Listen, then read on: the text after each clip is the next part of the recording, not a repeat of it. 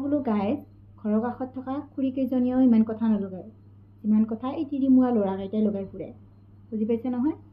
ইছৰাম, সিহঁতৰ কথা কি চাবি, বোলে তিৰোতাৰ মানুহৰ বোলে নাৰী জাতিৰে বোলে মুখত বোলে কথা নৰখে, পেটত বোলে কথা নৰখে, সিহঁতৰ হেনো ৰখে। উখৰাম, তিৰিতছে ওপৰত সিহঁত। কি কথা লগাব, কি কথা আলোচনা কৰিব, ক'ত গৈছে, ক'ত খাইছে, কি পিন্ধিছে, ক'ত ঘূৰিছে, ক'ত ফুৰিছে। উখৰাম, গোসাঁইহঁত কিয় ইমান চাৰ্টিফিকেট দিছা নিজকে? নিজকে পেলপেলীয়া বুলি কিনে কিয় চাৰ্টিফিকেট দিছা? চাৰ্টিফিকেট নিদিবা। ইমানো কি দৰকাৰ তোমালোকৰ? ইমানো দৰকাৰ নাই নহয়। কিয় দৰকাৰ কৰিব লাগে? কাৰোবাৰ ছোৱালীয়ে যি পিন্ধে, কাৰোবাৰ তিৰিয়ে যি পিন্ধে, যি খাই, য'ত যায়, যি কৰে কৰি থাকক। তোমালোকে ভালে থাকা না, তোমালোকক কোনে ক'ব দিছে? বুজি পাইছে নহয়?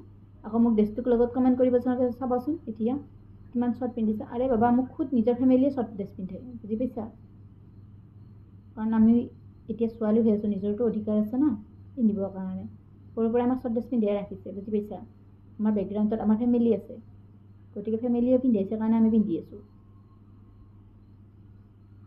মোৰ নিজৰ যি মন যায় মই তাকেই কৰিম ন, থৰি না আপোনালোকৰ কথা মতে কৰিম। সেইটো বুলিও নাভাবিব, কথাটো ক'লেও বেয়া নাপাব, কথা লগোৱা বন্ধ কৰক। নমস্কাৰ গাইজ, বাই বাই।